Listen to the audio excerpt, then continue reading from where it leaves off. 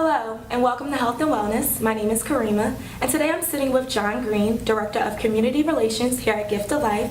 And today John is going to give us more insight about their donor program and why you at home and me should strongly consider becoming a donor today. Thank you so much, John, for having us. Thank you for coming. And congratulations, you guys are celebrating your 40 years of being a part of the Philadelphia area.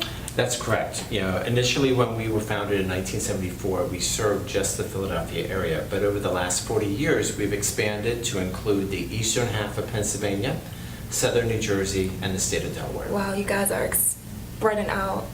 We are. And what's interesting is with Gift of Life, we are a nonprofit. Yes.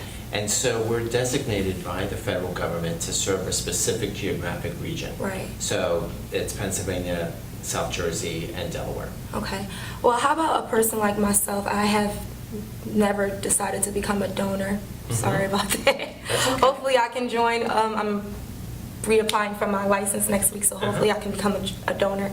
So how does the process work exactly to become a donor with the program? Well, it's extremely easy. It's very easy. And usually most people think when you want to register to be a donor that you go to your DMV or Right. your MVC, and when you renew your license or get your license, they'll ask you a question, do you want to be a donor? And then you would put it on your driver's license. Right. So that's basically about how 96% of people do it. Okay. But you don't have to wait until you get your driver's license or renew. You can go online at any time on our website, and it takes about 30 seconds to register and to become a donor. Wow. Now, I know I had a couple of myths and misconceptions of the program. I was told that, you probably heard of it, but if you are getting ready to die, let's say, they may just take your organs just because you're a donor. They don't even consider trying to save your life. So Right. I know that's a myth. Is that true or not? No. It's absolutely false. But it's interesting because that is the number one reason why people decide not to put it on their license. Right. And it's totally false. It's Right. an urban myth that's been around forever. And we're here and we educate people on a daily basis that is not true.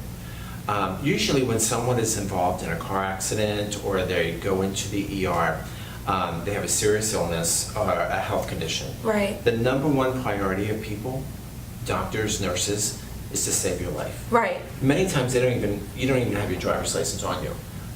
And that's the least of their concerns. What they want to do is they want to see what the problem is and to treat you and to save you.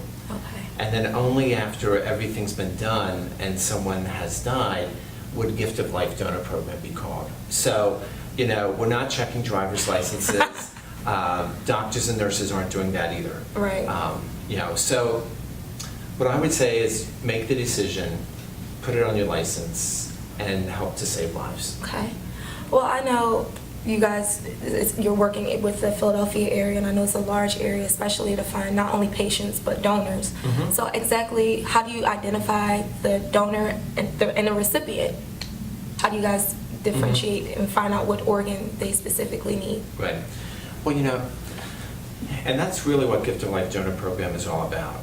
We are the link between those who want to give the gift of life after they pass away, Right. and the 6,400 people in our region who are waiting for a life-saving transplant. Wow. So there's two sides to the equation. So, for example, with donors, we encourage people to put it on their driver's license, to talk to their families, let them know what their decision is. And then when someone is in a hospital and they are declared brain dead, Wow. they could be considered to be a potential organ donor. Okay. And then all hospitals are required to call Gift of Life in our region when there is a death in the hospital. Okay. And then what we'll do is we'll ask them a couple questions to see if that person could be an eligible donor. And then we would send out a transplant coordinator to assist and to talk to the family about the possibility of donating organs and tissues. But with regards to the recipient side, Yeah. people who are waiting, what happens is we have 15 transplant centers within our region. Right. And so people who are in need of a transplant would get listed at one of those 15 centers. And then when there is a potential match with the donor, we run a list, and then that's how we identify what people are at the top of that waiting list for any particular organ. Okay. Now, what organ is most commonly needed for transplant here in the city of Philadelphia? Well, it's kidney. Really? By far, out of the 6,400 people Wow. who are waiting, well over 5,000 people are waiting for a kidney transplant. Wow. And what age do you mostly like see or know? Like, is it children or is it like middle age or like older? Well, it runs the gamut, you know, Really? there's all ages, Right. you know, but typically it would be people who are in their 20s to their 50s. Wow. Who are waiting for a kidney transplant. Because a lot of times people suffer from diabetes or Yeah. hypertension, and they're on dialysis and Right. they need to have a kidney transplant. And what's interesting with kidneys is that you don't need, all of us have 2 kidneys. You don't just need two. You don't need 2. Right. You just need one. Yeah. So what we're finding now is that a lot of people are doing what we call living donation. Okay. So they're going and they're being listed, and they want to donate a kidney.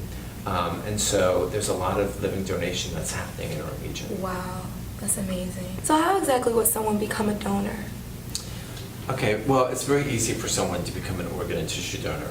The first step is to register. Right. And to let your family know of your decision. So you can do that either when you go to the DMV to Right. renew your driver's license or get a driver's license, or you can go online at our website at any time.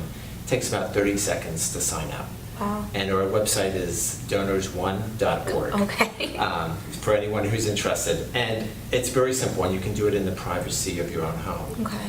So what happens is that when someone is in a hospital and they pass away and they die and they're declared brain dead, that hospital is required to call Gift of Life Donor Program. Right. And then we'll ask a couple of questions to see if that person could be a potential donor. And if so, we would send out a transplant coordinator to assess the situation and to talk to the family if that person does not have a donor designation. Right. Or has made a decision. Okay. And then we'll run a lot of tests, we'll find out what organs and tissues that person could donate, and then we'll run a list here at Gift of Life. And that list will tell us which organs, who's at the top of the list for that specific organ. Okay. And then that's how we do the matching. Okay. Well, since you guys, you play a huge role in not only helping the people find their match, how do you work with afterwards, after the transplant has been done? How do you work with the families who family member evidently they either passed on or they gave their organ, Right. and the recipients who received it? How do you still play a part in their relationship and keeping them together, or still keeping a long-lasting relationship with Gift of Life and the Right. families? Yeah, that's a great question. And our relationship with the family doesn't end when they say yes to donation. Right. Because most of the situations that we encounter are families who all of a sudden find out, they get a call, their loved one's been involved in a serious accident. Right. They need to get to the hospital, things don't look good. Yeah. These are sudden tragic losses that these families are facing, and so they need to make a lot of decisions very quickly.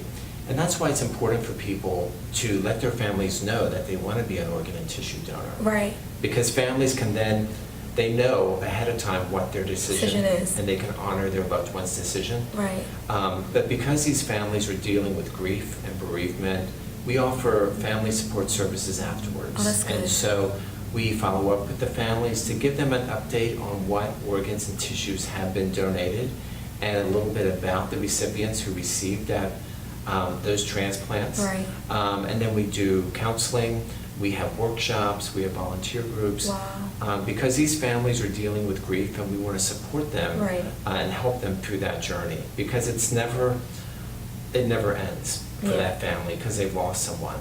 But we want to try and make it as easy for them to kind of resume whatever the new normal that they will be facing. Wonderful.